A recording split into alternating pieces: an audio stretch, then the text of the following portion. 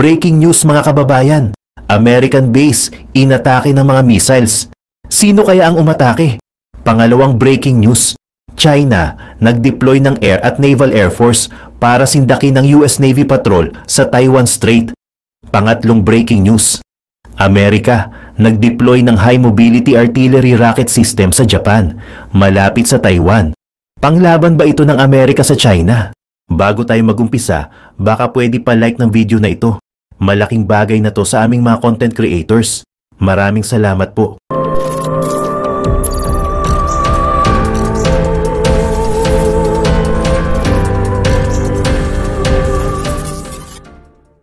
Kung sasalakayin ng China ang Taiwan, ang mga unit ng US Marine Corps at ang kanilang mga HIMARS o High Mobility Artillery Rocket System ay maaaring mabilis na ipadala ng US sa mga isla sa timog kanluran ng Japan, malapit sa Taiwan at malapit sa East China Sea, habang mayroon ding isang relatively new US Army ang binuo upang maging bahagi ng isang unit na pipigil sa China sa pagsasara nito sa South China Sea.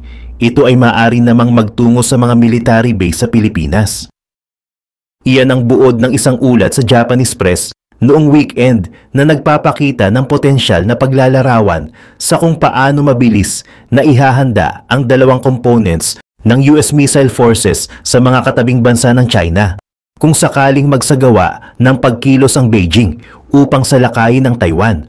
Ang ulat ng Kyodo News mula sa isang anonymous source ay tumutugma sa lahat ng mga naunang impormasyon tungkol sa contingency planning ng US sa rehiyon. Ang ulat ng Kyodo News ay nagsasaad na ang missile unit deployment layout ay itatampok sa isang joint Taiwan contingency plan na ipa-finalize ng Estados Unidos at Japan sa susunod na buwan. Dumating din ito habang hinahangad ng Tokyo na iwaksi ang mga dekada ng post-World War II pacifistic defense military policy na pabor sa beefier military budget at sa mas active role na pag-counter sa pag-angat ng China. Kung sumiklab ang digmaan, ang US Marine Littoral Regiment at ang HIMARS contingent nito ay pupunta sa Japanese island chains na malapit sa East China Sea ayon sa Kyodo. Samantala, hindi naman nito tinukoy ang mga isla ngunit nag-uulat na ang mga ito ay bahagi ng Kagoshima at Okinawa Prefecture. Hindi rin pinangalanan ng Kyodo ang mga marine unit, ngunit ang 12th Marine Littoral Regiment ay nakabase sa kalapit na Camp Hansen ng Okinawa.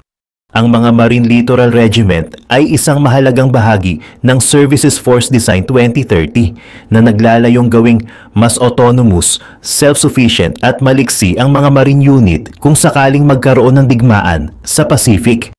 Ginagamit na ng mga marine ang HIMARS sa panahon ng mga exercise sa rehiyon, kabilang na dito ang pinaka-latest na iteration ng balikatan exercise sa Pilipinas noong Mayo ng taong ito. Samantala, sa iba pang mga balita, iniulat ng mga local sources na ilang mga pagsabog ang narinig mula sa loob ng US Occupation Military Base sa Al-Shadadi area na matatagpuan sa southern suburbs ng Al-Hasaka ng Syria. Sinasabing walang immediate reports tungkol sa posibleng damage o casualties. Dagdag pa rito ay wala pa umanong grupo ang umaako sa nasabing missile attack. Ang Islamic Resistance sa Iraq ay naglulunsad ng mga pag-atake sa mga Israeli targets mula nang simulan ng sinasabing occupying regime ang genocidal war sa Gaza noong unang bahagi ng Oktubre. Ang resistance ay umaatake din sa mga American military base sa Iraq at sa kalapit nitong bansa na Syria. Sinasabing ito ay bilang pagganti sa suporta ng Washington para sa Israeli genocide sa Gaza.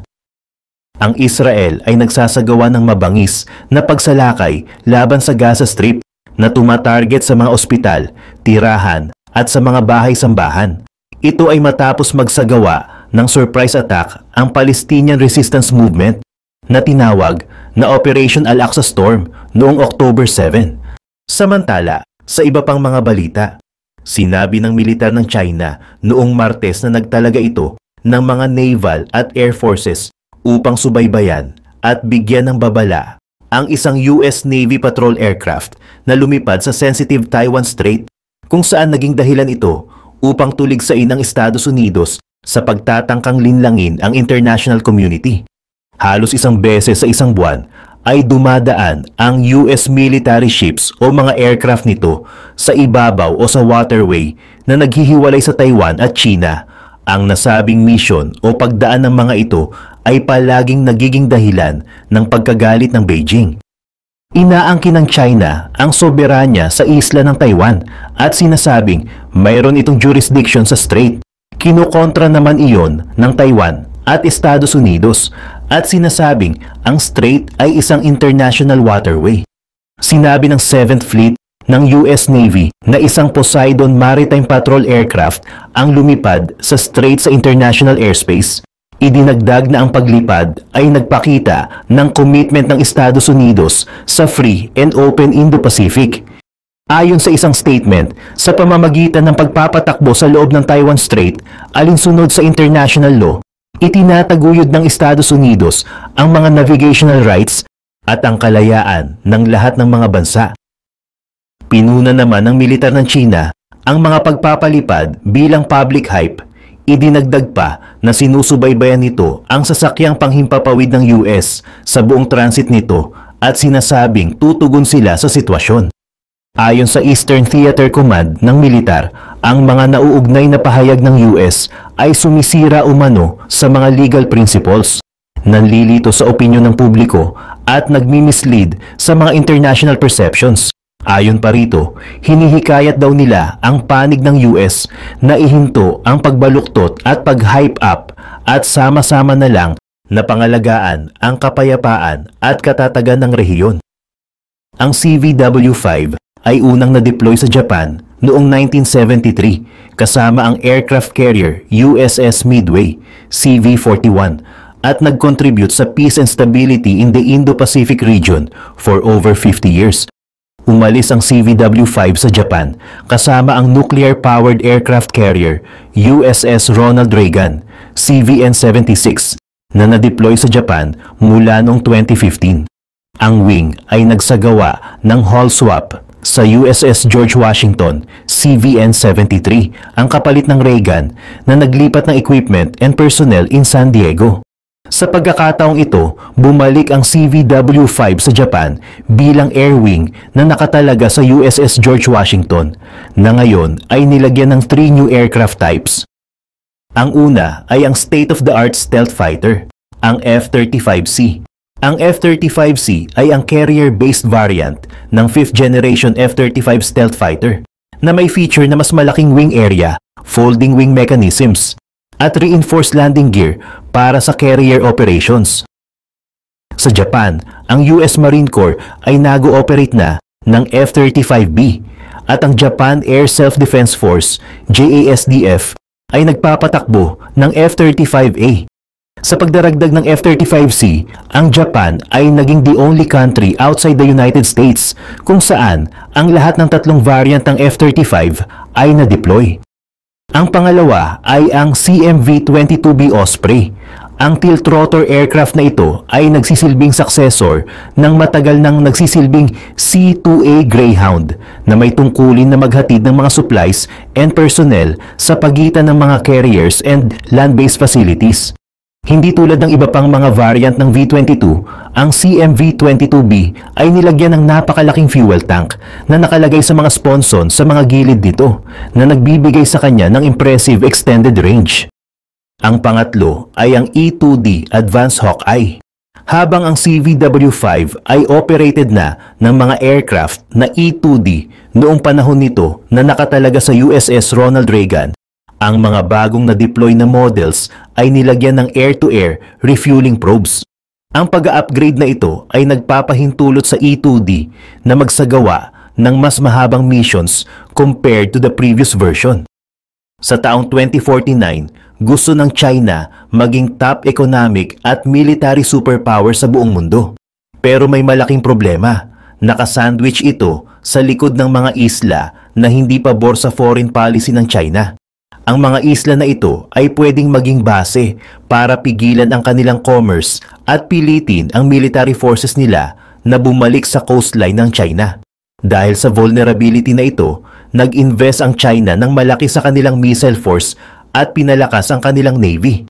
Pinalawak nila ang kanilang naval fleet at ngayon may 3 aircraft carriers na sila at may paparating pa na pang-4. Hindi pa sinubukan ng China na putulin ang kanilang pagkakakulong sa loob ng First Island Chain, pero nagpakita na sila ng lakas sa militar at in-fortify ang mga sea lanes sa loob nito. Dahil sa increased militarization ng China, kumilos naman ang US sa pamamagitan ng Freedom of Navigation Operations o FONOPs para i-challenge ang territorial claims ng China at pigilan silang makamit ang local supremacy. Pero paano kung ang isa sa mga FONOPs ay biglang pumalpak at magresulta sa naval battle sa South China Sea? Dito napapasok ang tanong. Ano ang itsura kung susubukan ng US Navy na palubugin ang isang Chinese aircraft carrier? Ganito ang senaryo. Isipin na winter na ng 2025. Patuloy na tumataas ang tensyon sa South China Sea dahil sa mga Chinese ships na nakikialam sa mga barko ng Pilipinas sa loob ng kanilang exclusive economic zone na kinikilala ng United Nations Convention on the Law of the Sea. Lumalaganap na ang mga banggaan sa pagitan ng mga barko ng China at Pilipinas sa nakaraang taon dahil sinusubukan ng China na palabasin ang Pilipinas sa kanilang teritoryo. Maaaring magsimula ito sa isang maliit na pangyayari. Isang bangkang pangisda ng Pilipinas ang napapalapit sa Scarborough Shoal. Ayon sa UN clause, bahagi ito ng exclusive economic zone ng Pilipinas. Pero sinakop ng China ang shoal noong 2012 at kinontrol nila ito simula noon. Noong mga nakaraan, binanggana ng mga barko ng China ang mga Pilipinong bangkang papasok sa lago ng shoal. Pero sa pagkakataong ito, mas agresibo sila. 2 barko ng Chinese Coast Guard ang nagpabagsak sa bangkang pangisda ng Pilipinas na nag-udyok ng reaksyon mula sa Philippine Navy. Bilang tugon, pinalakas ng People's Liberation Army Navy o PLAN ang kanilang patrol sa mga lugar na tinatalo ng Manila mula sa Beijing. Merong Mutual Defense Treaty ang Pilipinas at Estados Unidos at nag-host pa ang Pilipinas ng ilang American military bases para ipakita ang suporta sa kanilang kaalyado. Nagsagawa ang US Navy ng isang FONOPs na daraan malapit sa Spratly Islands. Isang Arleigh Burke-class destroyer ng Navy ang mamumuno sa operasyon. Tulad ng inaasahan, sinundan ng plan ang American destroyer na napalapit na sa loob ng 10 miles mula sa mga artificial islands ng China. 2 Type 054A frigates ng China na alerto dahil sa tensyon sa Pilipinas ang sinubukan hadlangan ang barko ng Navy at sa pagkakataong ito, hindi na naiwasan ang banggaan. Parehong nagturuan ang 2 bansa. Sinabi ng China na nilabag ng US ang kanilang teritoryo habang iginiit ng US na nilalabag ng China ang International Maritime Law. Dahil sa tumataas na tensyon, nagpadala ang China ng isa sa kanilang aircraft carrier kasama ang battle group nito sa area. Pero hindi lang ang China ang may ganitong hakbang. Nagpadala din ang US ng isang carrier group nila doon. Nandyan na rin sa ilalim ng tubig ang mga submarines ng parehong panig. Dahil sa militarisasyon ng limitadong espasyo na ito, mas tumataas ang posibilidad ng aksidente at isa na ang mangyayari.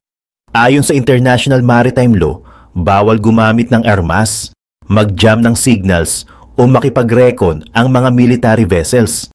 Dahil naroon ang US Navy para igalang ang international law at iwasan ang mas malaking komprontasyon, sinusunod nila ang mga batas na ito kahit pa nagiging vulnerable sila. Hindi rin gusto ng China ang isang komprontasyon, pero iba ang layunin nila. Gusto nilang pahinain ang international law at patatagin ang hawak nila sa South China Sea sa pamamagitan ng pananakot sa ibang bansa. Nagpapakita ng lakas ang Chinese carrier sa pagpapalipad ng mga J-15 Flying Sharks. Sa kabila nito, nananatiling alerto ang US Navy. Nagpalipad din ng mga aircraft ang mga fortified islands ng China bilang suporta. Pero madaling na-track ng advanced radar at early warning systems ng US Carrier Group ang mga kilos na ito. Habang papalapit ang mga Chinese aircraft sa mga US Navy vessels, halatang walang kasanayan ang kanilang mga maneuver kumpara sa kalmadong paghahanda ng mga Amerikano para sa anumang agresyon. Dahil sa mas superior na defensive systems ng US ships, napilitan ang mga Chinese na muling mag-isip ng kanilang plano. Isa sa mga barko ng China ang nakialam at nagpakawala ng HQ-16A surface-to-air missiles sa mga Super Hornets. Bagamat hindi kasing advanced ng US Navy missiles, nagdulot ito ng kalituhan at nasira ang isa sa mga Super Hornets, habang ang iba ay napilitang umatras. Lumapit na rin ang ibang kaaway na aircraft. Nagpalipad naman ng FA-18 Super Hornets ang US Navy bilang dagdag sa kanilang mga routine patrols. Sa kasamaang palad, tulad ng dati, nagkaroon na naman ng aksidente at may banggaan na nangyari sa pagitan ng mga aircraft. Dahil sa takot na maapektuhan, isa sa mga Chinese pilot ang nagpakawala ng missile. At mula noon, nagsimula ang air-to-air combat. Lumala pa ang sitwasyon. Ang mga Super Hornets na abala sa air-to-air engagements ay iniwasan ng Chinese ships. Alam nilang may paparating na reinforcements na armado ng ship-destroying capabilities. Ang kakayahan ng US Navy na mabilis mag-adjust ay siguradong ma-eliminate ang anumang surface threat kapag dumating na ang tamang assets. Ngayon, ang objective ng US Navy ay malinaw. Kailangan nilang sirain ang planned aircraft carrier bago pa lumala ang casualties. Sa puntong ito, tiyak na nakikipag-usap na ang mga diplomats ng Washington at Beijing para pahupain ang tensyon. Pero hindi pwedeng asahan ng commander ng carrier group na mabilis ang magiging resulta ng diplomatic talks. Sa sitwasyon, ang proteksyon ng kanilang mga sailors ang top priority. Sa kabutihang palad, nakahanda na ang American carrier para dito dahil sa mga tensyon sa lugar. May mga Super Hornets na nasa standby na at armado ng RGM-84 Harpoon anti-ship missiles. 2 squadrons ng mga ito ang handang lumaban. May isa pang squadron ng Hornets na nakaalerto at handang i-arm ng anti-air o anti-ship missiles sa loob ng 1 oras. Ang mga Hornets ngayon ay tumatarget sa mga nangungunang barko ng China gamit ang kanilang Harpoon missiles.